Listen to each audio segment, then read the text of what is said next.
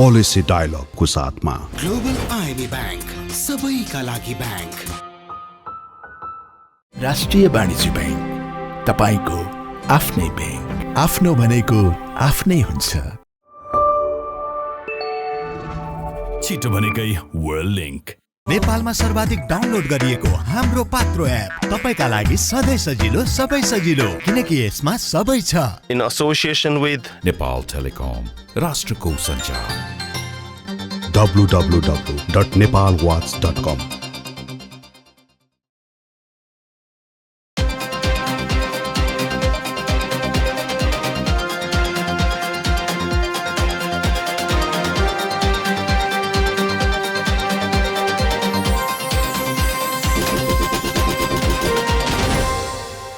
नमस्कार, पोलिसी डायलगमा यहाँलाई स्वागत छ। म घनश्याम ओझा। नीति अनुसन्धान प्रतिष्ठानको सहकार्यमा नेपाल वाच मल्टिमिडियाले सञ्चालन गरिरहेको यो कार्यक्रम समुन्नतिका लागि नीति निर्माणको सञ्चार पैरवी अभियान हो। यो अभियान अन्तर्गत आज हामी नेपालमा पशु कल्याण ऐनको प्रक्रिया कहाँ पुग्यो, यो ऐन नबन्दा कसरी काम भइरहेछ भन्ने विषयमा हामी छलफल गर्न गइरहेका छौँ। र आजको छलफलको लागि हामीसँग हुनुहुन्छ कृषि तथा पशुपक्षी विकास मन्त्रालयका सहसचिव सम्झना काफ्ले, त्यस्तै एनिमल नेपालका कार्यक्रम निर्देशक अतिश यादव। यहाँहरूलाई कार्यक्रममा स्वागत छ। म सर्वप्रथम सहसचिवज्यूसँग जान चाहे।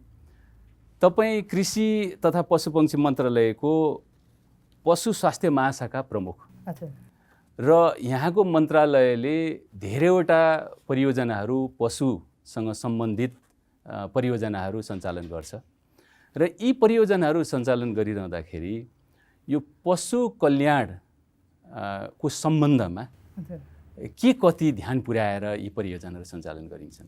अब पशु कल्याण भनेको विषय चाहिँ पशु वस्तुहरू विशेष उसका लागि, उपयोगका लागि, कामका लागि पालिन्छन्, त्यो अनुसारका व्यवसाय गरिन्छ, राखिन्छन्, तिनका निश्चित के भन्छ पाल्ने प्रक्रिया हुन्छ, त्योसँग सम्बन्धित रहेर अहिले हामीले पशु कल्याणको मात्रै कुरा गर्दा पशुप्रति चाहिँ निर्दयी व्यवहार गर्नु हुँदैन भन्ने विषयलाई यो अहिले मात्रै हामी नभनौँ, हाम्रो पहिलाको के भन्छ कानुन जुन थियो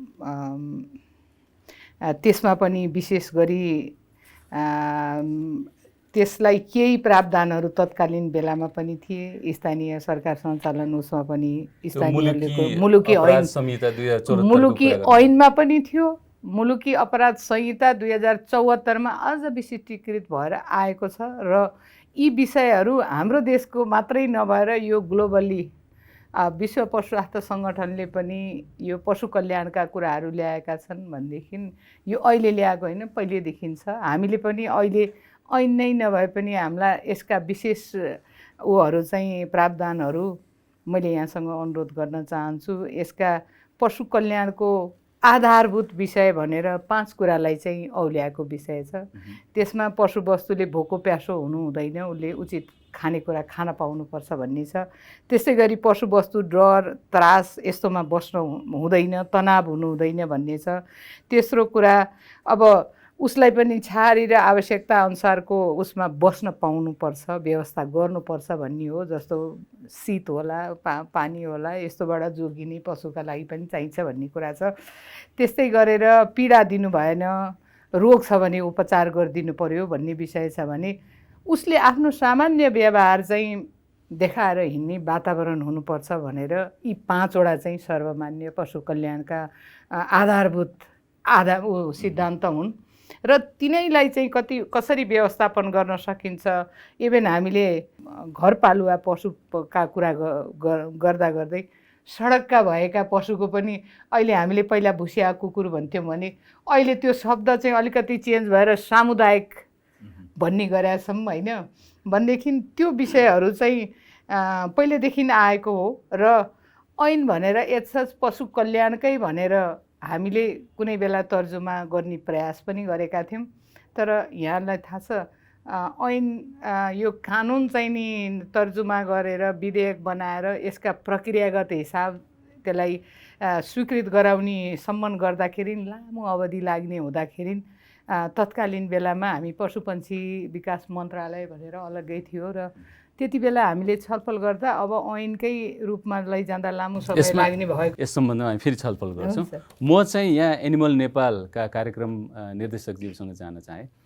यो पशु कल्याण सम्बन्धमा चाहिँ यो सम्बन्धमा काम गर्ने संस्थाहरूले जसले परिवर्तन यसमा परिवर्तन ल्याउन सक्छन्, यसमा चाहिँ यहाँहरू त धेरै समयसम्म अभियन्ताको रूपमा काम गरिरहनु भएको छ होइन, यो बुझाइ चाहिँ ती संस्थाहरूमा बुझाइको स्तर चाहिँ कस्तो पाउनु भएको छ यहाँले? जस्तो हाम्रो म्याडमले पनि भनिसक्नुभयो होइन, हामीले पशु कल्याणको लागि चाहिँ होइन यो 5 फ्रिडम चाहिँ इन्स्योर हुनुपर्छ। त्यो 5 फ्रिडम जबसम्म इन्स्योर हुँदैन तबसम्म चाहिँ यो पशु कल्याण चाहिँ अथवा एनिमल वेलफेयर चाहिँ कहिले पनि इन्स्योर हुन सक्दैन। म्यामले भनिसक्नुभयो जस्तो भोक प्यासबाट मुक्त हुनु पऱ्यो, डर त्रासबाट मुक्त हुनु पऱ्यो, त्यहाँबाट उसलाई चाहिँ बिरामी भएको बेलामा चाहिँ औषधि उपचार पाउनु पऱ्यो, अनि उसको चाहिँ नेचुरल बिहेभियर उसको चाहिँ सो गर्ने ऊ चाहिँ फ्रिडम हुनु पऱ्यो र उसलाई चाहिँ डिस्कम्फर्ट डिस्ट्रेसबाट चाहिँ मुक्त हुनु पऱ्यो। जस्तो अब धेरै पानी पर्ने सिजन होला अथवा चाहिँ ठुलो साइजको कुकुरलाई सानो साइजको केजमा चाहिँ राख्यो भने एक लेभलको स्ट्रेस हुन्छ होइन, त्यो एनिमललाई पनि उसले हामी जस्तो भाषामा बोल्न नसक्ला तर कुनै न कुनै हिसाबले चाहिँ त्यो एनिमलले पनि एउटा प्रकट गरिरहेको हुन्छ। जस्तो रिसाउने हुन्छ होला 24 घन्टा बाँधेर थुनेर राख्नेहरूलाई।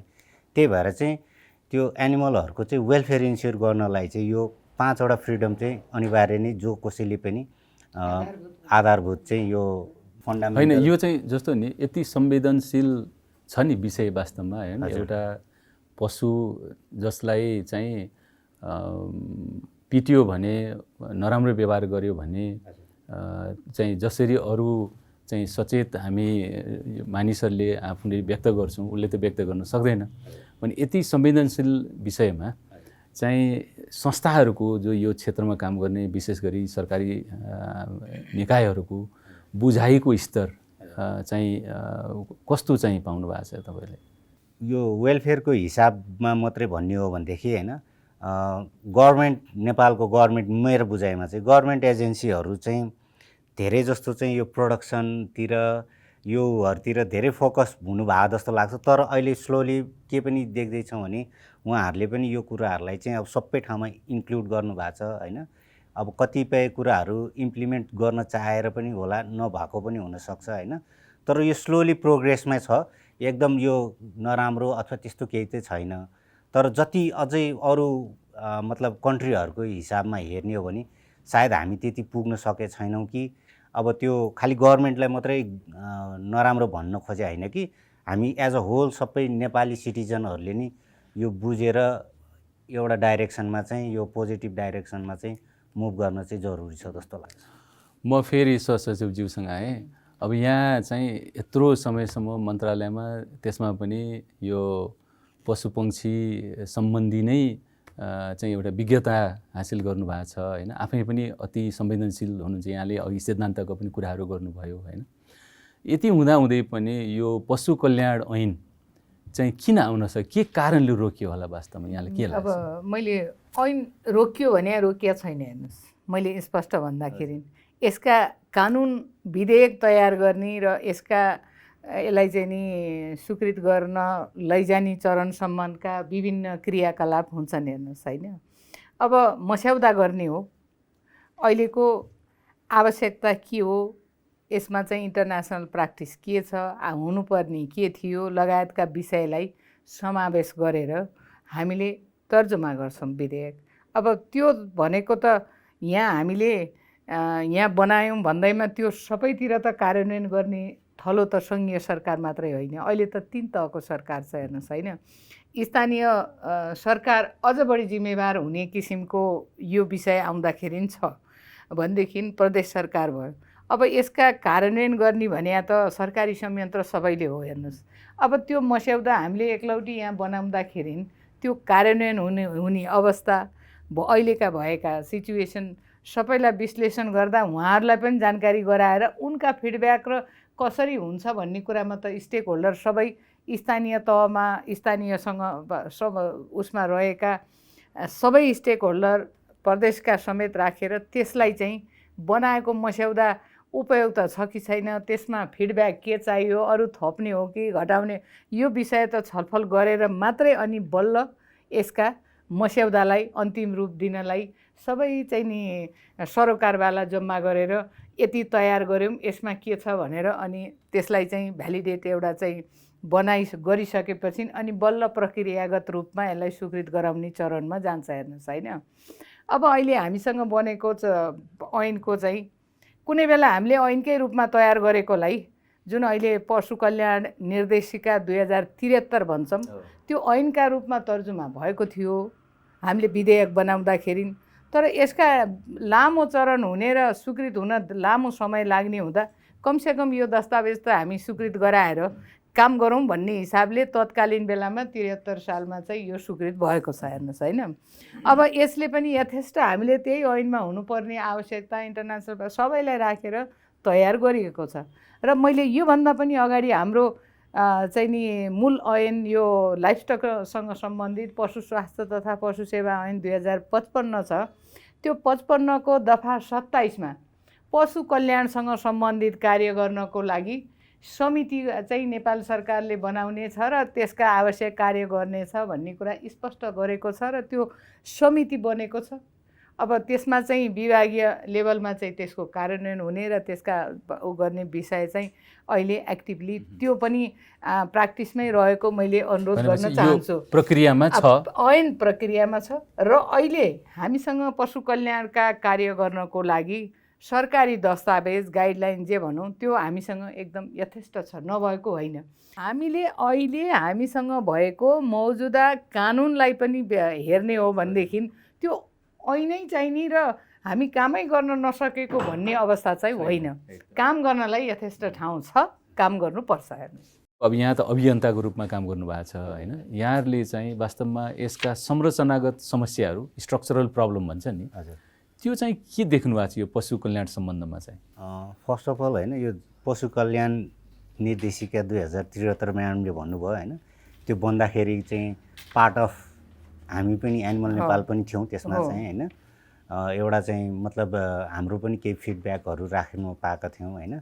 तर यो निर्देशिकाले मात्रै चाहिँ होइन सबै ठाउँमा चाहिँ वेल चाहिँ इम्प्लिमेन्ट भएको अथवा चाहिँ सबै अब जस्तो म्याडमले भन्नु 3 लेयरको गभर्मेन्ट छ हाम्रो होइन, र त्यो सबै 3 लेयरकै गभर्मेन्टहरूले चाहिँ त्यो सबैले चाहिँ ओनरसिप लिइदिँदैन कहिलेकाहीँ होइन। कसैले चाहिँ अब तल स्थानीयमा गयो प्रदेशलाई भनिदिन्छ, प्रदेशकोलाई भन्यो केन्द्रलाई होइन। मैले चाहिँ यहाँ जान्न चाहन्छु जस्तो कानुनमा समस्या हो कि कार्यान्वयनमा समस्या हो होइन, जस्तो कार्यान्वयनको चाहिँ फरक पाटो भयो होइन, कानुनमै चाहिँ केही कमजोरीहरू छन् कि? कानुन भन्दा नि कानुन त निर्देशिकामा भन्न खोजेँ मैले जस्तो लाग्छ होइन, तर त्यो इम्प्लिमेन्टेसनको पार्ट चाहिँ जहाँसम्म लाग्छ एकदम धेरै नै गाह्रो छ। त्यो भएको चाहिँ त्यस्तो सेटिस्फ्याक्ट्री मलाई चाहिँ लाग्दैन। अतिशजीले भन्नुभयो नि ससरज्यू, जस्तो यो 2073 को निर्देशिका चाहिँ त्यसमा भएका कतिपय विषयहरू चाहिँ विशेष गरी कार्यान्वयनमा चाहिँ समस्या छ भनेर भन्नुभयो। वास्तवमा यो किन कार्यान्वयनमा समस्या आयो? यो यहाँलाई पर्याप्त बजेट नभएर हो कि के कारणले यो कार्यान्वयन समस्या? अब मैले अलिकति उहाँलाई अघि सोध्दै गर्दाको विषयलाई मैले भन्छु, निर्देशिका र ऐन भने फरक म बताउँछु है। निर्देशिका भनेको एउटा गाइडलाइन हो, कानुनको जस्तो दण्ड सजाय लगायतलाई चाहिँ त्यसले यथेष्ट गर्दैन हेर्नुहोस् होइन। काम गर्न मिल्छ, तर कानुनी रूपमा हामी जाँदाखेरि चाहिँ त्यसका निश्चित छ नि यो के भन्छ मुद्दा दर्ता गर्ने, गलत भएपछि गर्ने, यी विषयहरूमा चाहिँ कानुन नै चाहिन्छ हेर्नुहोस्। वेलफेयर र त्यो चिजलाई जोड्नुपर्छ हेर्नुहोस् है। अब कसैले कुनै पशुलाई कुट्यो भने त्यसको अपराध के भन्ने कुराको अलग कुरा हो। यहाँ त हामी प्रोडक्सन एनिमललाई फार्म लेभलमा मेन्टेन गर्छौँ राख्छौँ, तिनका पनि निश्चित हुन्छ भने कल्याणका कुराहरू चाहिँ यता बढी आकर्षित हुन्छ। अब जस्तो पशु ढुवानी गर्नु पर्यो, उसले पनि त यहाँ अघि नै हामीले आधारभूत आवश्यकता के भन्ने कुरा गर्दा 5 वटा कुरा गर्दा उसलाई असहज हुनु भएन, निर्दयी व्यवहार गर्नु भएन, यी विषय त छन् नि त भनेदेखि त्यसलाई चाहिँ त्यो गरे भने कानुनमा के दण्ड सजाय हुने र उसले के हुने भन्ने स्पष्टता चाहिन्छ। अब निर्देशिका हामीसँग स्वीकृत भएको छ, यसमा यी प्रावधानहरू सबै छन् हेर्नुहोस्। तर के हुन्छ भन्दाखेरि अब कानुनी हिसाबमा चाहिँ ऐन हुँदा यथेष्ट कारबाही गर्ने र त्यो अनुसारको के भन्छ कसुर समेत तोकेर त्यो अनुसारका काम गर्न मिल्छ। निर्देशिका चाहिँ बढी चाहिँ प्रमोसनल टाइपको एक्टिभिटीलाई फोकस भएर काम गर्ने हुन्छ, यसले पनि काम गर्नलाई मिल्छ। तर त्यही भएर हामीले पशु कल्याण ऐन आवश्यक छ भनेर 2 वर्ष अगाडि नै हामीले त्यो ऐनको मस्यौदा बनाउनका लागि सैद्धान्तिक सहमति, मैले भने नि यसका निश्चित विधि प्रक्रिया हुन्छन्, कानुन त्यसै बन्दैन, त्यसको सैद्धान्तिक सहमति हामीले प्राप्त गरिसकेका छौँ। अनि त्यो प्राप्त भइसकेपछि हामीले मस्यौदा बनाएर अब त्यो अर्को चरणमा चाहिँ अब यसको कार्यान्वयन गर्ने पक्ष र अन्य सरकारवालाहरू पक्षसँग यो विषयमा घनीभूत छलफल गरेर अनि बल्ल यसको चाहिँ प्रक्रिया अगाडि बढ्छ। हामी त्यो चरणमा यो चाहिँ जस्तो भन्नु यो अघि निर्देशिकाकै कार्यान्वयनको विषयको कुरा गर्दा यहाँहरूसँग चाहिँ पर्याप्त त्यो कार्यान्वयन गर्न पर्याप्त जनशक्ति र त्यो खालको संरचना, जस्तो भनौँ न कतिपय ढुवानी गरेका ट्रकहरू आउलान् होइन, त्यहाँ चाहिँ ठाउँ ठाउँमा चाहिँ बसेर चाहिँ मोनिटरिङ गर्नु पर्यो, हेर्नु पर्यो, त्यो खालको जनशक्ति संरचना यहाँहरूसँग मैले भन्छु है। अब ढुवानी गरेर जनशक्ति भनेर यसकै लागि भनेर अलग्गै सरकारले जनशक्ति दिएको छैन। तर कस्तो भनेदेखि यसलाई व्यवस्थित गर्नका लागि आन्तरिक पशु क्वारेन्टाइन छ, त्यहाँ चाहिँ नि हेर्छन् र यी ढुवानी गर्दाखेरि पशुवस्तु स्वस्थ छन् र यिनलाई ढुवानी गर्न मिल्छ भनेर डाक्टरले चाहिँ तयार पारेको एउटा सर्टिफिकेट, भेटनरी सर्टिफिकेट भएपछि मात्रै ढुवानी गर्न पाइन्छ हेर्नुहोस्। र त्यसमा निश्चित ढुवानी गर्दाखेरि जुन हाम्रो ढुवानी मापदण्ड भनेर पशु ढुवानी मापदण्ड 2064 भनेर चाहिँ यो तत्कालीन बेलामा स्वीकृत भएको छ हाम्रो ऐनमै आधारित रहेर। यो पशु स्वास्थ्य तथा पशु सेवा नियमावलीको अनुसार नियम 17 अनुसार चाहिँ हामीले मापदण्ड बनाएका छौँ। यसमा यी पशुवस्तु ढुवानी गर्दा पैदलै हिँडाउँदा कति घन्टासम्म हिँडाउनु पर्ने, विभिन्न अवस्थाका पशुहरूको कसलाई कति काम लाउन मिल्ने, कति यिनले कति घन्टा काम गरेपछि विश्राम गर्नुपर्ने, खाना कति दिनुपर्ने, कसरी गर्नुपर्ने भनेर जुन अघि आधारभूत 5वटा विषय हामीले भनेका थियौँ भनेदेखि तिनलाई चाहिँ नि एड्रेस हुने गरेर मापदण्ड बनाएको छ। अब ढुवानी गर्दाखेरि अब ट्रकमा भनौँ न, ठुला पशु ट्रकमा हुँदा एउटा दुईतिर लाएर पनि गरे हुन्छन्, ट्रकको एकैतिर टाउको राख्नु भन्ने छ, यताउता फर्काउन नपाइने, बाँध्दाखेरि उसलाई कष्ट नहुने गरेर बाँधौँ भन्ने छ। ती कुराहरू हामीले यथेष्ट एउटा एडल्ट पशुलाई कति ठाउँ चाहिन्छ अनि एकै ठाउँमा के भन्छ ठुला पशु र साना पशु नराख्ने भन्ने यस्ता कुराहरू यथेष्ट लेखिएको छ।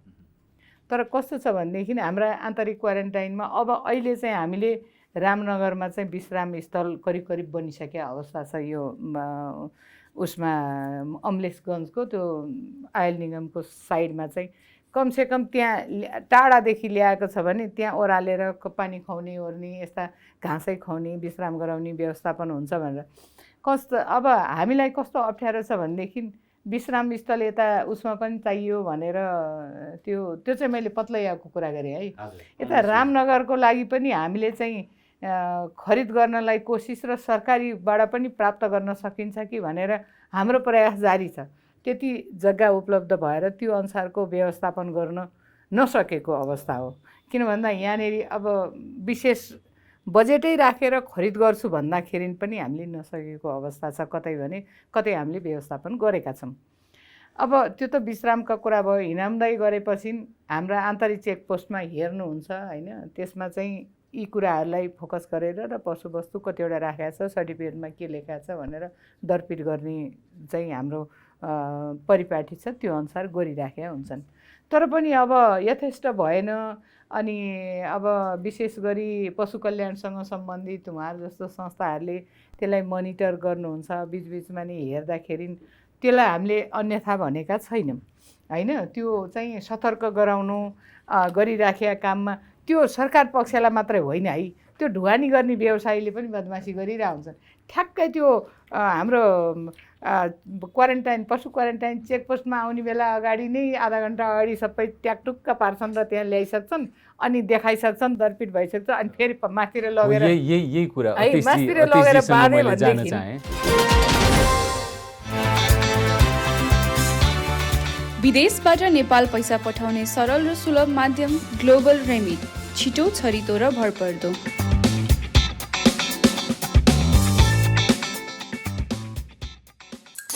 अरूको त थाहा भएन, तर नेपाल टेलिकमले भने फाइबर इन्टरनेट उही पैसामा 250% सम्म बढी दिन्छ।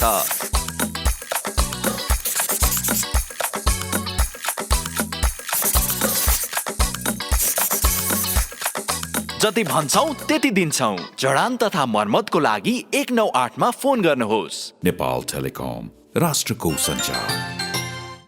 पाइला सपनाको भरोसाले हिँड्छ,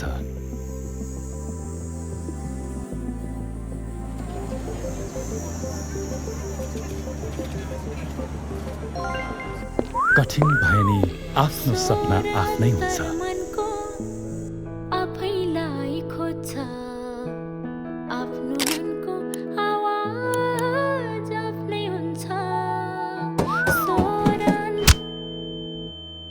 कथा साहसको आँट कोरिदिन्छ, व्यथाको कथा पनि आफ्नै हुन्छ।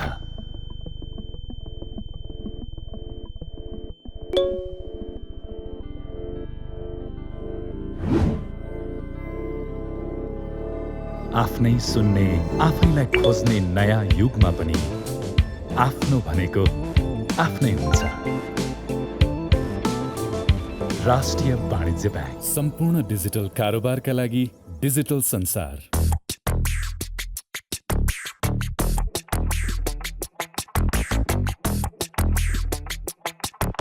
It's always fun when you hit the road, making turns in the brand new Tiago EV, and it's fully charged, getting miles is easy on the go.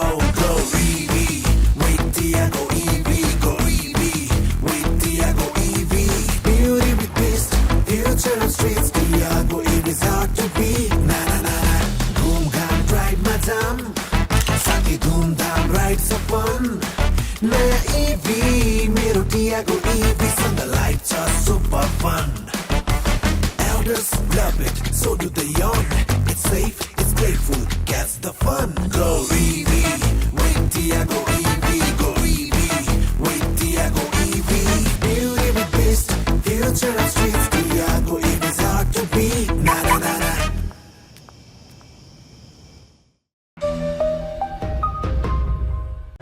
जोड्दै मनको तार, जोड्दै मनको तार, जोड्दै मनको तार। जोडिएको छ मन मानसँग, हौसला छ यति तरङ्ग, बढ्दैछौँ अघि अघि लाग्दै 27 वर्षदेखि इन्टरनेटको स्पिडमा मात्र होइन, प्रविधि सुविधा सृजनशीलतामा पनि सधैँ छिटो। वर्ल्ड लिङ्क, मनसँग जोडिएको तार, तपाईँलाई पनि व्यक्त गर्दछ आभार। छिटो भनेकै वर्ल्ड लिङ्क। नेपालमा सर्वाधिक डाउनलोड गरिएको हाम्रो पात्रो एप तपाईँका लागि सधैँ सजिलो, सबै सजिलो, किनकि यसमा सबै छ। दरपिट भइसक्छ, अनि फेरि माथितिर लगेर यही कुरा माथितिर लगेर बाँधे मैले जान चाहेँ। यही विषयमा जस्तो ढुवानीमा त एकदमै दर्दनाक स्थिति छ नि वास्तवमा, होइन? सचिवज्यूले भने जस्तै त्यो के छ, तपाईँहरूले कसरी त्यसको चाहिँ अभियन्ताको हिसाबले कसरी? हामीले चाहिँ यो जुन चाहिँ मेनली चाहिँ यो काठमाडौँमा चाहिँ यो राँगाहरू जुन चाहिँ ट्रान्सपोर्ट हुन्छ होइन, डिफ्रेन्ट पार्ट अफ कन्ट्रीबाट, त्यसमा चाहिँ हामीले चाहिँ अब खालि मैले म्याडमलाई भन्नु मात्रै खोजेँ होइन, हामीले आफ्नो तर्फबाट पनि एउटा केही गुड प्र्याक्टिसेसहरू गरौँ भनेर। जस्तो नाकमा नत्थी लगाएको हुन्छ, पुच्छर बाँधिएको हुन्थ्यो होइन, त्यसले अब मानिलिउँ 10 घन्टा ट्राभल गरेर आएको छ भने त्यो झाकलझुकुल बाटो बिग्रेको कारणले त्यो नत्थीले गर्दा ब्लिडिङ हुने, अनि पुच्छरहरू त्यो चुडिनी धेरै भएको देखेर चाहिँ अथवा चाहिँ ठुलो ठुलो बिग बोनहरूमा जस्तो यो स्क्यापुला यो हिप बोनहरूमा चाहिँ त्यो ट्रकको बडीमा रगडेर चाहिँ घाउ हुने पिल्सिएको हुन्छ नि त। त्यसको लागि चाहिँ हामीले चाहिँ अब हजुरहरूले विदिन 15-20 डेजमा एउटा देख्नु हामीले एउटा चाहिँ यो हेड कलर बनाइदिएछौँ होइन। टाउकै गर्नु छ भने नथी नलगाऊ, एउटा हेड कलर लगाऊ। त्यसले गर्दाखेरि नाकमा ब्लिडिङ हुँदैन। प्लस अब त्यो भैँसीको हाइट 5 फिटै 6 फिट छ भने 8 फिट एउटा हामीले ट्रकवाला व्यवसायीसँगै एउटा कोलाबोरेसनमा चाहिँ तिम्रो ट्रक देऊ, एउटा चाहिँ उसले चाहिँ रेगुलरली भैँसी राँगा बोक्दो रहेछ। हामीले चाहिँ त्यसको बडीमा चाहिँ 8 फिट जस्तो अल्को चाहिँ ग्राउन्ड टु उसमा चाहिँ त्यो एउटा चाहिँ त्यो आर्मीहरूले बोक्ने त्यो हरियो फोम हुन्छ नि, त्यसको 20 mm को फोम चाहिँ त्यसलाई चाहिँ बडीमा स्टिक गर्ने तिनटै साइडमा अनि फ्रन्टमा, ताकि चाहिँ त्यो रगडे भने चाहिँ एउटा कुसनको काम गरोस् होइन, चाहिँ घाउ नहोस्।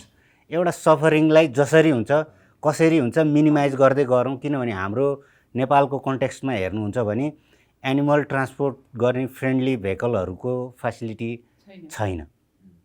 यो किनभने यो दाल चामल बोक्ने ट्रकले नै त्यो भैँसी राँगा पनि बोकिरहेको हो। अनि त्यही भएर हामीले एउटा सानो एउटा ट्रायल गर्दैछौँ। त्यो नथी लाएर ल्याउनु राम्रो हो कि एउटा हेड कलर लगाएर ल्याउनु राम्रो हो। एउटा यो हामीले चाहिँ छिटै यो 10-15 दिनमा हामीले पनि त्यसमा काम गर्दैछौँ र त्यो ढुवानी व्यवसायीहरूसँग पनि एउटा राम्रो रिलेसन राखेर चाहिँ गरौँ, ताकि चाहिँ त्यो लेसन अगर त्यो वर्क गर्छ भनेदेखि त्यो लेसन चाहिँ अरूलाई पनि हामीले चाहिँ सेयर गर्न पाऊँ कि यति पनि गर्दाखेरि एउटा लेभलको स्ट्रेस, एउटा लेभलको चाहिँ घाउ चोट पटक चाहिँ यो एनिमलमा चाहिँ कम गर्न सकिन्छ कि भनेर एउटा पोजिटिभ हिसाबले चाहिँ गर्दैछौँ। यो वास्तवमा शशिज्यू यो उहाँहरू वेलफेयरमा काम गर्नेहरूले त यति धेरै सोचिरहनु भएको छ, यति धेरै चाहिँ पशुलाई यो ल्याउँदाखेरि चाहिँ यस्ता समस्या नहुन् भनेर चाहिँ उहाँहरूले आफ्नै खर्चले चाहिँ यो गरिरहनु भएको छ भने यो काम त वास्तवमा सरकारले गर्नुपर्ने हो नि। हामीले चाहिँ किन गर्न सकेन यस्ता त? व्यवसायीलाई के चाहिँ गराउनु पर्छ? हामी पनि प्रयासरत छौँ यहाँ। अब जस्तो भनौँ न गाडीको स्ट्यान्डर्ड तोकिदिनलाई त सरकारले तोकिदिन सक्थ्यो होला, अथवा एनिमललाई ल्याउँदाखेरि चाहिँ यो खालको मापदण्ड ल्याएर तिमीहरूले ल्याउनु पर्छ भनेर चाहिँ मापदण्ड भने ढुवानी मापदण्ड बनाएकै त्यसमा भेहिकल कस्तो भनेको छ मोडलिङ गर। हामीले यो त कागजमा मात्रै सीमित रह्यो नि वास्तव। अब हेर्नुहोस् है, कागजमा सीमित पनि नभनौँ। अब उहाँहरूले के भन्नुभयो त्यो विषय उहाँहरू त्यसैमा मात्रै काम गरिरहनु भएको छ। हाम्रो त धेरै विषयवस्तु हो, त्यो मध्ये सानो विषय हो यो। अब यसमा पनि अघि नै मैले भनिसकेँ अलग्गै जनशक्ति छैन। अब भेहिकलको मोडलिङ भनेको त्यो हामीले मोडलिङका प्रयासहरू हामी गरिरहेका छौँ। हाम्रा अब चाहिँ अनुदानै दिएर पनि गरौँ भनेर अब खसी बोकाको चाहिँ मोरलेस एउटा बनाएको छ 2 तलामा गरेर पनि त्यसका निश्चित अनुसार अहिले उहाँहरूले पनि भन्नु होला खसी बोका यस्ता पन्छी ढुवानी यताउतामा चाहिँ त्यस्तो धेरै ठुलो इस्यु छैन। हेर्नुहोस् होइन, अहिले इस्यु चाहिँ ठुला जनावर विशेष गरी त्यो भेहिकलको दर्ता पनि यो पशु ढुवानीको लागि भनेर हुँदो रहेछ। हेर्नुहोस्, त्यो भएर हामीले पत्राचारै गरेर अब त्यो किनभने ढुवानी केमा ल्याइस् भनेर हेर्ने अब त्यहाँ विविध कुराहरू छन्। यसलाई पशुवस्तु ढुवानीकै लागि साधन भनेर दर्ता गरिदिनु भनेर यो यातायात व्यवस्था विभागलाई हामीले पत्राचार पनि गरेका छौँ। हामीले कोसिस नगरेको सरकारी संयन्त्र चाहिँ एकदम चुपचापै बसेको छ भन्ने कुरा होइन। हेर्नुहोस् है, अब यो विषयकोमा चाहिँ अब हामीले जति अहिले भइराखेका कामहरू छ पहिला कसरी ल्याउँथे, अहिले न्यूनीकरण त भएको उहाँहरूले पनि रियलाइज गर्नुहुन्छ, सबैलाई पनि थाहा छ। तर जति हामीले गरिरहेछौँ त्यो यथेष्ट भएको छैन। अब त्यति मात्रै भन्दा पनि अहिले हेर्नुहोस् है, बेमौसमी सडक बनाउने र त्यो हाम्रा त त्यसै पनि पहाडी इलाका, त्यसमाथि राम्रो सडक नहुँदा पशु ढुवानी गरेर लिएर आउने ट्रकहरू हिँडाउँदाखेरि पशुको हालत मान्छेको हालत कस्तो हुन्छ भने पशुको पनि त्यो अवस्था भएर पनि समस्या भएको छ। अब यसलाई सुधार्नुपर्ने चाहिँ सबैतिरबाट कार्य गर्नु पर्यो। अब एक्लै सरकारले मात्रै गर्ने भन्ने विषयमा अहिले पनि उहाँले भनिसक्नुभयो, यो त सबैको हो। अब ढुवानी व्यवसायीले पनि त्यो कुरालाई चाहिँ एकदम पालना गर्छु, सकेसम्म म यो पशु कल्याणका विषयलाई ध्यान राखेर कार्यान्वयन गर्छु भन्ने अवस्थामा जान पर्यो। त्यो भएर अब हामीले पनि सरकारी संयन्त्र अनुसार हेर्नुपर्ने, नियमनका ठाउँमा जाँच्नुपर्ने त्यो विषयमा त गरिराखेकै हुन्छ र राजमार्गमा पशुवस्तु हिँडाउँदा के छन् भनेर प्रहरीले पनि ठाउँ ठाउँमा चाहिँ हेर्ने काम चाहिँ गरिराखेकै हुन्छन्।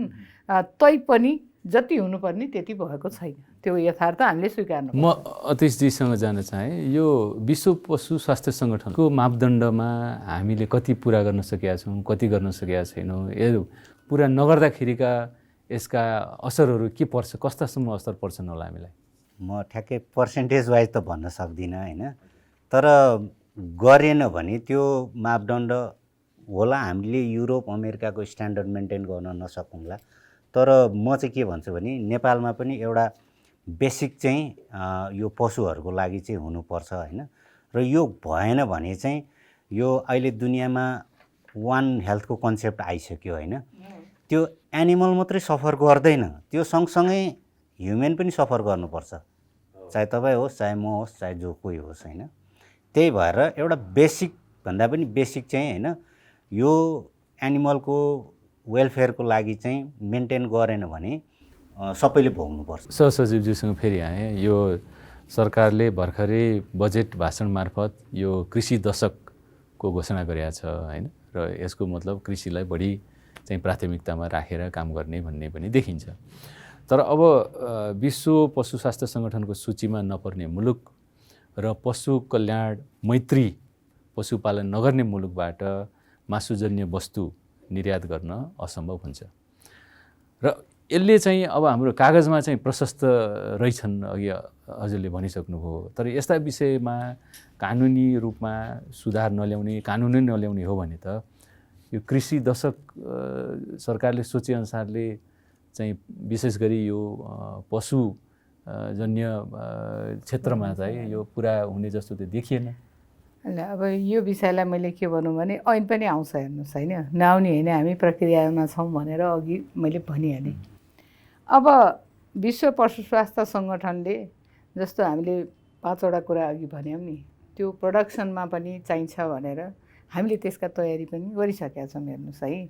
अब गुड हस्बेन्ड्री प्र्याक्टिस भनेर त्यसमा आवश्यक पर्ने विषय र हामीले त्यसको निर्देशिका केही समय अगाडि स्वीकृत पनि भइसकेका छ। यो भर्खरै हामीले 2080मा हामीले स्वीकृत गराइसकेका छौँ।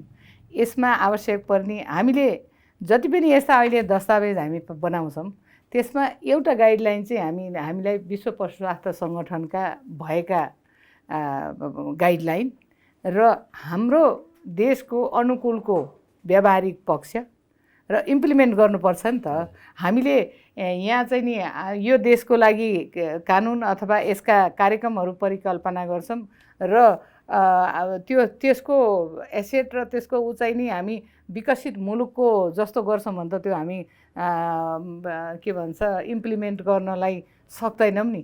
त्यो भएको हुनाले ती गाइडलाइनभित्र रहेर हामीले तयार गर्ने हो। अब पशु कल्याण ऐन आयो भने यस्ता कुराहरू, यस्ता डकुमेन्टहरूको चाहिँ त्यहाँ पनि लेखिन्छन्। तर हामीले यो बनाएर यसको चाहिँ डेरी सेक्टरको दुध उत्पादनसँग सम्बन्धितमा चाहिँ हामीले एफएओको एउटा सहयोगमा चाहिँ टेक्निकल कोअपरेसन प्रोजेक्टको रूपमा 2 वर्ष जति अगाडि चाहिँ हामीले एउटा केही फार्महरूमा पाइलोटिङ समेत गरेर त्यसका प्रक्रिया गरेका छौँ।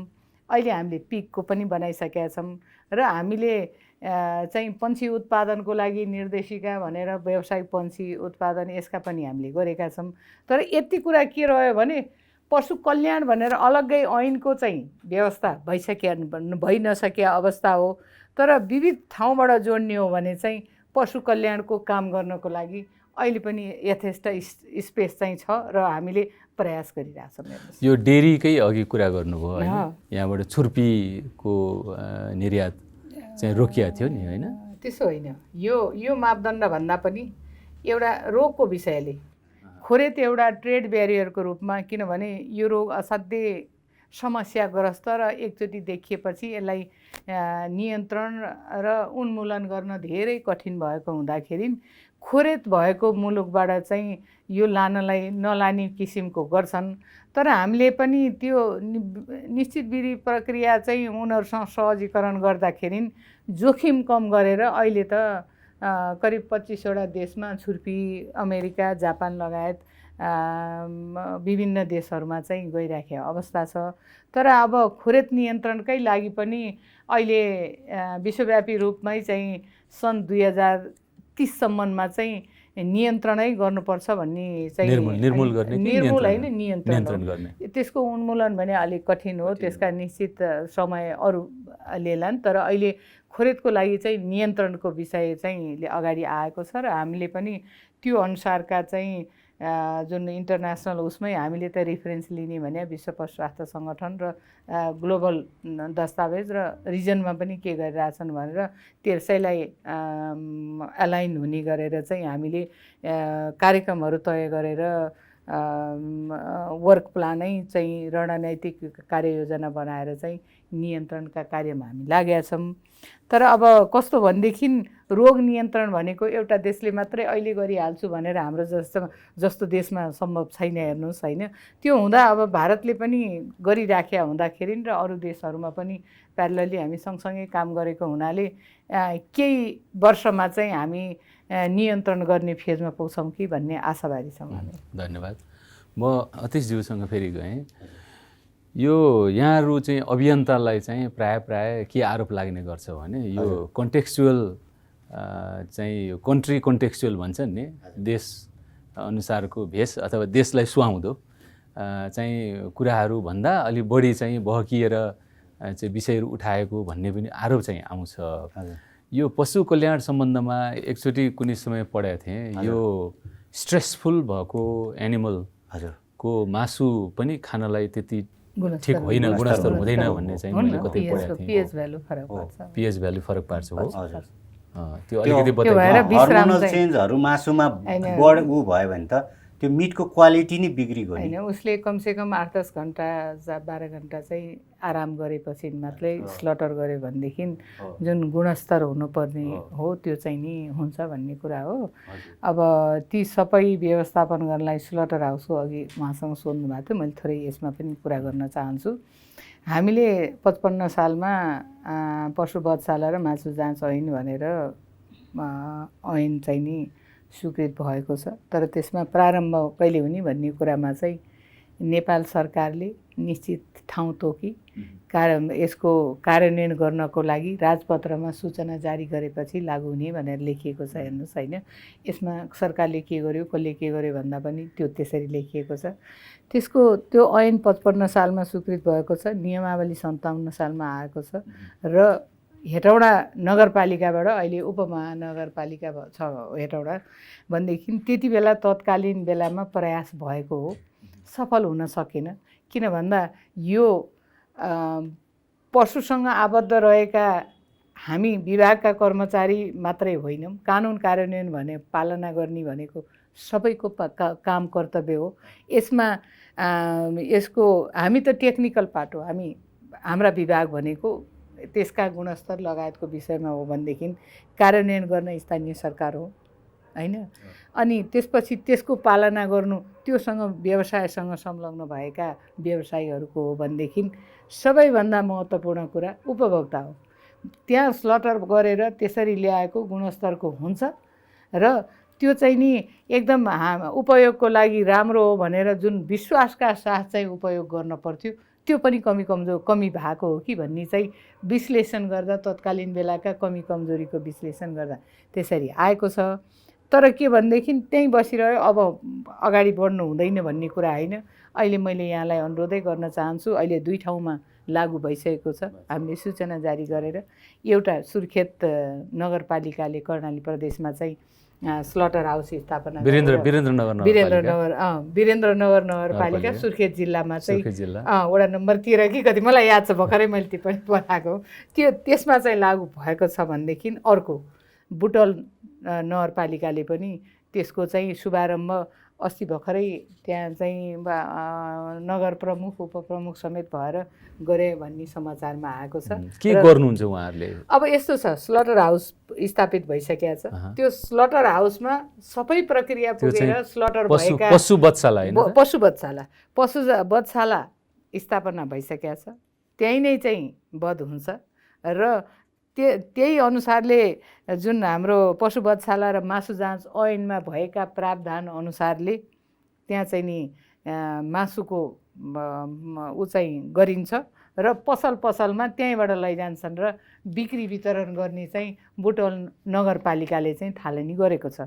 अब एकै ठाउँ देशभरि गर्ने भन्ने होइन, तत्कालीन बेलामा पनि एउटा नगरपालिकाबाट प्रयास गरिएको थियो भने अब पुरा एक्टिभ भएर उहाँहरू आफैले हामी गर्छौँ भनेर लुम्बिनी प्रदेशले पनि को सिफारिसमा त्यसको सहजीकरण चाहिँ हामी सङ्घीय मन्त्रालयले राजपत्रमा सूचना निकालिदिन पर्ने थियो। त्यो हामीले काम गरेर त्यहाँ तोक्नुपर्ने जुन चाहिँ मासु निरीक्षक, मासु सुपरिवेक्षक लगायतको व्यवस्थालाई चाहिँ हामीले सहजीकरण गरिसकेका अवस्था छ। हेर्नुहोस्, त्यो भएर अब यो विषय त्यहीँनेरि थाँती रहेको छैन। हामी प्रयासरत छौँ, हामी गर्ने कोसिस गरिरहेछौँ भनेदेखि यो एक्लै यो पशु सेवा विभाग, पशुपन्छी विकास मन्त्रालयको मात्रै नभएर यो सबैको काम हो र सबैले प्रयास गर्नुपर्छ, सफल भइन्छ भन्ने कुरा मैले अनुरोध गर्न चाहन्छु। हेर्नुहोस्,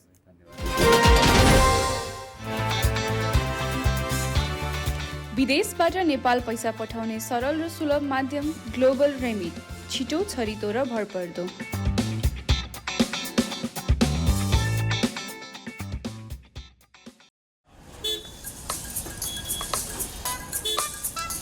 दाइ 1 केजी राम्रो सुन्तला हालिदिनु न।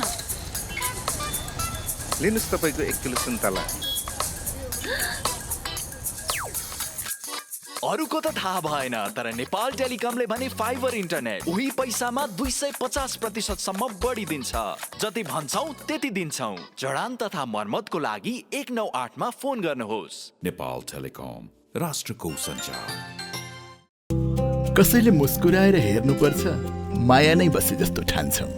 कसैको पहिरन देख्न साथ यस्तो र उस्तो भन्न थाल्छौँ। हामीलाई धारणा बनाउन त कसले पो रोक्छ र?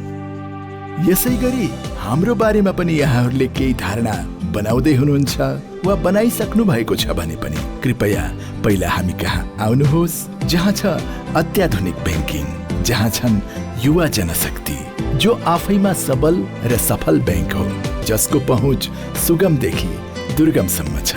त्यसपछि सेवा सुविधा बारे थाहा पाउनुहोस् अनि बल्ल धारणा बनाउनुहोस्। राष्ट्रिय वाणिज्य ब्याङ्क, तपाईको आफ्नै ब्याङ्क। आफ्नो भनेको आफ्नै हुन्छ।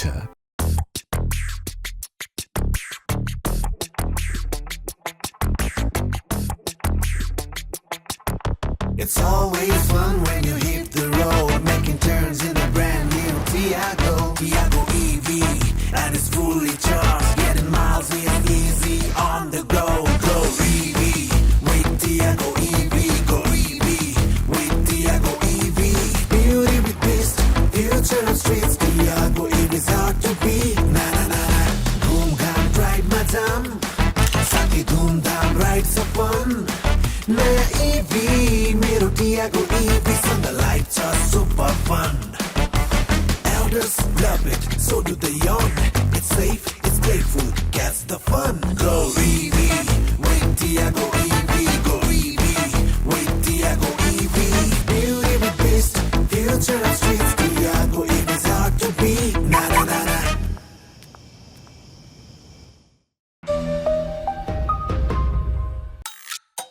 एक प्लेट मोमो प्लिज।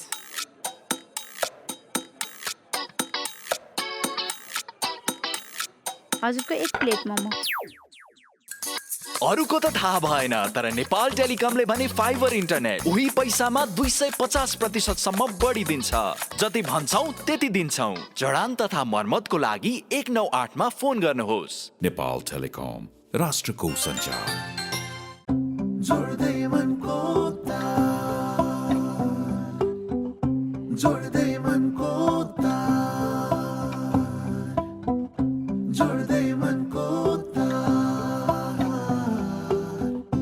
जोडिएको छ मन मानसँग, हौसला छ यति तरङ्ग, बढ्दैछौँ अघि अघि लाग्दै 27 वर्षदेखि इन्टरनेटको स्पिडमा मात्र होइन, प्रविधि सुविधा सृजनशीलतामा पनि सधैँ छिटो।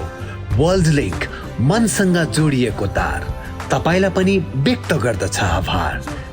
छिटो भनेकै वर्ल्ड लिङ्क। नेपालमा सर्वाधिक डाउनलोड गरिएको हाम्रो पात्रो एप तपाईका लागि सधैँ सजिलो, सबै सजिलो, किनकि यसमा सबै छ।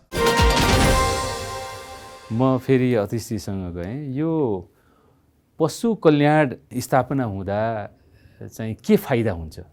यो एउटा स्वास्थ्यको कुरा ल्याउनु भयो हैन, आर्थिक फाइदाका विषयहरू होलान् हैन, कुल गृहस्थ उत्पादनमा चाहिँ फाइदा हुने विषय पनि होलान्।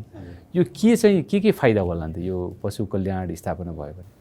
जस्तो म एउटा इक्जाम्पल दिएर भनौँ हैन, हामी एउटा यो युके को डङ्की सेन्चुरी फन्डेड एउटा प्रोजेक्ट छ इक्वाइन वेल्थ आउटरिच प्रोग्राम भनेर।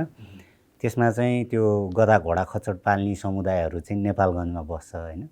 उनीहरू चाहिँ यो इटा उद्योगहरू चल्ने सिजनमा चाहिँ काठमाडौँ, ललितपुर, भक्तपुर, धादिङको इटा उद्योगहरूमा चाहिँ त्यो काँचो इटा चाहिँ सुकाएको ठाउँबाट चाहिँ त्यो बोकेर चाहिँ डगसम्म पुर्याउने काम गर्छ। त्यो मान्छेहरूले चाहिँ के गर्थ्यो भने त्यो जनावर सुरुमा चाहिँ लिएर आउने अनि एकदम बिहानदेखि बेलुकासम्म काम गराइ गर्ने। अनि यो 6 महिनाको काम गर्ने ड्युरेसनमा उनीहरूको 2-3 महिनामा चाहिँ जनावरहरू चाहिँ एउटा चाहिँ स्ट्रेसले भनौँ, घाउचोटले होस् अथवा चाहिँ डिजिज कन्डिसनले मर्थ्यो।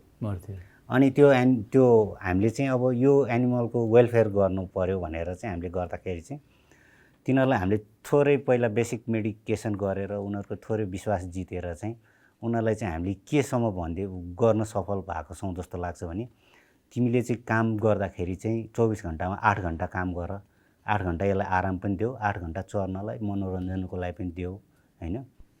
यो गर्यो भने तिम्रो जनावर जुन चाहिँ 6 महिना काम गर्नुपर्ने जनावर 3 महिनामा बितेर जान्छ, मरेर जान्छ भने त्यो हुँदैन भनेर चाहिँ हामीले कन्भिन्स गर्दाखेरि उनीहरूलाई रेगुलरली हामीले त्यो कुरा सम्झाउँदै गएपछि अहिले त्यहाँको ओनरहरूले चाहिँ यो कुरा चाहिँ हो, साँच्चै हो, यो एनिमलको वेलफेयर भयो, यसलाई चाहिँ हामीले यसरी चाहिँ केयर गऱ्यो भने चाहिँ यो एनिमल चाहिँ मसँग त वर्षौँ रहने भयो, मैले नयाँ जनावर किन्नु परेन। नयाँ जनावर किन्नु भनेको त उनीहरूको त आर्थिक अवस्था खस्किने हो नि त। र त्यो समुदाय भनेको कसगरहरू भनेको खालि माटोको भाँडा बनाउने अनि पोल्ने अनि त्यो बजारमा लगेर गमला भुट्कीहरू मात्रै बेच्ने समुदायहरू हो। अनि त्यसमा चाहिँ म चाहिँ के भन्छु भने खालि त्यो वेलफेयर गरेर त्यो जनावर मात्रै होइन कि त्यसले चाहिँ जो ओनर छ त्यसलाई पनि बेनिफिट दिने भयो हैन, त्यो एनिमल पनि हेल्दी रहने भयो हैन। त्यसले चाहिँ एज अ होल सबै चिजमा चाहिँ कन्ट्रिब्युट गर्छ जस्तो लाग्छ। त्यही भएर एनिमल वेलफेयर चाहिँ हैन राम्रोसँग सोच्यो भने धेरै डिप डिटेल हुन्छ हैन। लगानी भनौँ न, लगानी थोरै गर्दाखेरि पनि धेरै चाहिँ मान्छे आर्थिक चाहिँ फाइदा लिन सकिन्छ। हजुर हो। अहिले त मान्छेले सुपरफिसियली सोच्दाखेरि के मात्रै सोच्छ मलाई लाग्छ भने पैसासँग जोड्छ मात्रै जस्तो लाग्छ हैन। त्यो पैसा मात्रै हैन, स्वास्थ्यसँग पनि जोड्नुपर्छ, त्यसलाई भावनासँग पनि जोड्नुपर्छ। हो, एकदमै धेरै धन्यवाद। अब म फेरि ससज्यूसँग आएँ। अब यहाँ चाहिँ अब नीतिगत रूपमै निर्णय गर्ने ठाउँमा हुनुहुन्छ हैन, कानुनहरू बनाउनलाई चाहिँ त्यहाँ मस्यौदा तयार गर्ने, सदनमा पठाउने र नीतिगत रूपमा प्रभाव पार्न सक्ने ठाउँमा हुनुहुन्छ। र यो पशु कल्याण ऐनको मस्यौदा चाहिँ अब यहाँको विचारमा मन्त्रालयले सदनमा कहिले लिएर जाला त? अब यो ऐनको मस्यौदा बनाएर सदनमा कहिले लान्छ भन्ने कुरा अघि पनि हामीले विश्लेषण गरिसक्यौँ। यसका निश्चित विधि प्रक्रिया हुन्छन् हैन। अब त्यो अनुसार पक्कै जान्छ। तर योसँग सम्बन्धित विषयमा अघि उहाँसँग सोध्नुभयो नि, यो पशु कल्याण गऱ्यो भने के हुन्छ भन्ने कुरामा चाहिँ अब हामी अल्टिमेटली हाम्रो स्वास्थ्य पशु स्वास्थ्यसँग जोडिएको छ हैन। अनि त्यो हुँदा उत्पादन गुणस्तरीय भयो, उसले बस्ने ठाउँ राम्रो भयो, खाना राम्ररी पायो, आवश्यकता अनुसारको उचित फिजियोलोजिकल कन्डिसन भनेको दुध उत्पादन गर्दा कति लिटर दुध दिनेलाई कति घाँस दिनु पर्यो, त्यो घाँस आहारा दिनु पर्यो, त्यो आहारामा प्रोटिन कति, कार्बोहाइड्रेट कति हैन, अमाइनो एसिड कति, एसेन्सियल मिनरल लगायतका विषय एकदम सन्तुलित आहारा प्राप्त भयो भने उसले उत्पादन पनि धेरै दिन्छ। उत्पादनका कम्पोजिसन त्यो पनि गुणस्तर राम्रो हुन्छ भनेदेखि यी चिजहरू एक आपसमा जोडिएको हो।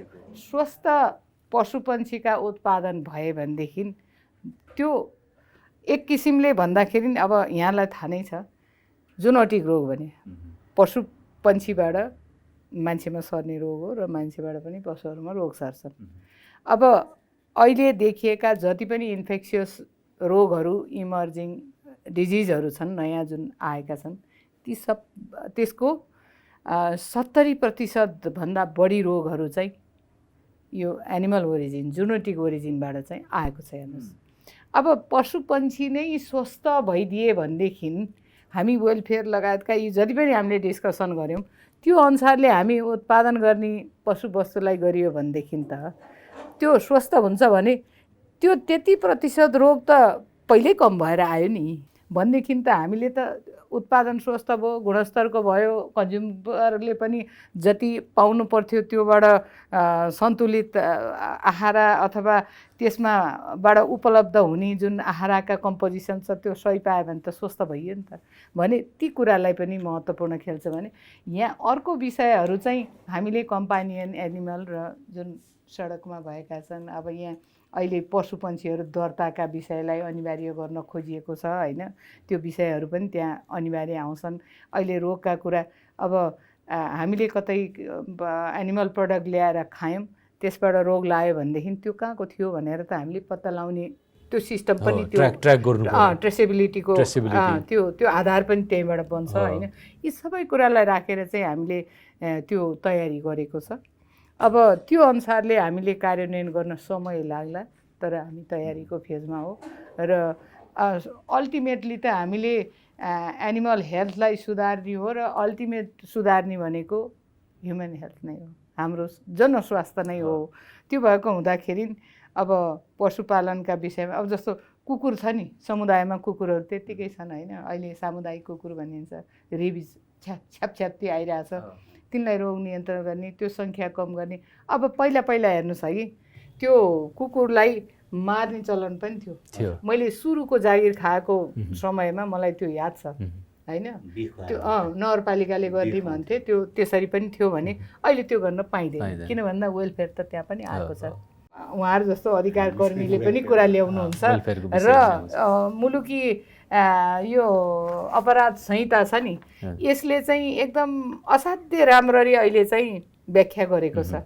विशेष गरी यो गाई गोरु भनेर हामीले हाम्रो धर्मले पनि अलि सेन्सिटिभ बनाएको क्षेत्रलाई पनि एकदम राम्ररी चाहिँ विश्लेषण गरेको छ। पशुपन्छीप्रति निर्दयी व्यवहार गर्न नहुने भनेर चाहिँ स्पष्टै पारेको छ। कसुरकै रूपमा छ अपराधकै रूपमा राखेको छ। तर कार्यान्वयन त्यति राम्रो भएको छैन जस्तो छ अझै पनि देखिन्छ समाचारहरू यति धेरै सुनिन्छ। कार्यान्वयन गर्ने त हामी सबैले हो नि।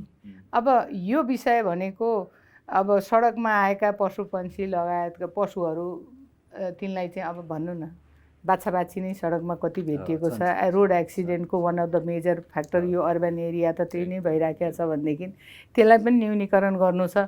अहिले कति ठाउँमा यो कुकुरलाई बाहिर दिशा गराउन लिएर जान्छन् त्यसलाई पनि अहिले कानुनको रूपमा त्यो फोहोर गरिदियो भनेदेखि चाहिँ कति दण्ड सजाय भनेर पनि कति नगरपालिकाहरूले यहाँ त्यसको क्रियाकलाप ल्याएका छन् भने अहिले आउँदैछ नि त सबै चिज। अनि पशुवस्तु दुध दिउन्जेल गाई घरमा राख्यो अब त्यो गाई कसैले किन्दैन पछि अनि दुध दिन छोडेपछि सडकमा ल्याउने प्र्याक्टिस त हाम्रो छ भनेदेखि अब त्यो पशुवस्तु दर्तै गराउने हो। त्यो पशु सडकमा आयो भनेदेखि कसको रहेछ भनेर एकदम चिप राखेर अथवा उसको आइडी समेत भएपछि नभइकन पाल्न नपाउने भयो भनेदेखि त त्यो दण्ड सजायको भागीदार को हुने भन्ने पनि त स्पष्टै लेखिएको छ भने अब समय लाग्ला कार्यान्वयन गर्न। तर कानुनी हिसाबले हामी अहिले पनि कमजोर छौँ है भनेर चाहिँ मैले भन्दिनँ है किनभने काम गर्ने ठाउँ यथेष्ट छ। लामो समयदेखि यो अभियन्ताको रूपमा काम गरिरहनु भएको छ र यो पशु कल्याण सम्बन्धमा चाहिँ सरकारसँगको यहाँको अपेक्षा बुँदागत रूपमा भनिदिन सक्नुहुन्छ? अब हजुरहरूले सुरु नै भनिसक्यो यो एनिमल के भन्छ अरे यो एक्ट आओस् होइन अनि जुन अलरेडी बनिसकेको नियम कानुनहरू छ होइन जस्तो एनिमल ट्रान्सपोर्टेसन एक्ट छ मिट एक्ट छ होइन त्यो कुराहरूलाई चाहिँ होइन कसरी हुन्छ होइन म खालि गभर्मेन्टले मात्रै गरिदिएर हुन्छ जस्तो मलाई लाग्दैन र त्यसमा चाहिँ कोलाई इन्भल्भ गराउन सकिन्छ र त्यो कुरा चाहिँ ग्राउन्ड लेभलसम्म इम्प्लिमेन्ट हुनसक्छ। त्यस्तो कुराहरूलाई चाहिँ अलिकति फोकस गरेर चाहिँ गऱ्यो भने चाहिँ जुन कुरा हामीले सोच्दैछौँ होस् भन्ने त्यो कुरा छिटै नै होला भन्ने मलाई लाग्छ। हजुर धन्यवाद। म फेरि सचिवज्यूसँग आएँ। अब हामी कार्यक्रमको अन्त्यतिर आएछौँ। यहाँलाई म के सोध्न चाहन्छु भने अब यहाँले चाहिँ यो उपभोक्ता र व्यवसायी सँगको यहाँको आग्रह के छ यो पशु कल्याण सम्बन्धमा? अब मैले के भन्छु भने उपभोक्ता व्यवसायी हामी जति पनि छौँ पशु वस्तु पाल्नेले यथेष्ट जुन यो 5वटा चाहिँ आधारभूत सिद्धान्त भनेको सबैलाई थाहा छ त्यो, तर त्यो अनुसारको चाहिँ व्यवस्थापन गरिदिए हुन्थ्यो भन्ने मैले अनुरोध गर्न चाहन्छु। अब पहिलाको जस्तो पशुपालन व्यवसाय पनि रहेन। थोरै दुध दिने गाईहरू अब प्रतिस्थापन भएर 30 लिटर 40 लिटर 20 लिटर अब त्यो खाले व्यवसायीकरणमा गइसके अवस्था हुँदाखेरि अब माया गरेका छन् व्यवसायीहरूले, माया गर्नुहुन्छ। किन भन्दा उसले रोजीरोटीको काम गर्छ भने उनलाई उचित आहारादेखि लिएर बस्ने ठाउँको व्यवस्थापन, किन भन्दा सास भएको चिज हो, बिरामी भए त्यहीँ खती हुन्छ होइन। त्यो हुँदाखेरि चाहिँ अहिले धेरै हदसम्म चाहिँ त्यो भएको छ। अब विशेष गरी अब अर्को पशु कल्याणकै कुरा गर्ने हो भनेदेखि यो ढुवानी व्यवसाय चाहिँ अलिकति हामीले व्यवस्थापन गर्न र त्यो व्यवसायसँग संलग्न हुनुहुनेले अहिले कोसिस चाहिँ गरिरहनु भएको छ, तर पनि यथेष्ट नपुगेको भन्ने बुझाइ हामी सबैको भएको छ।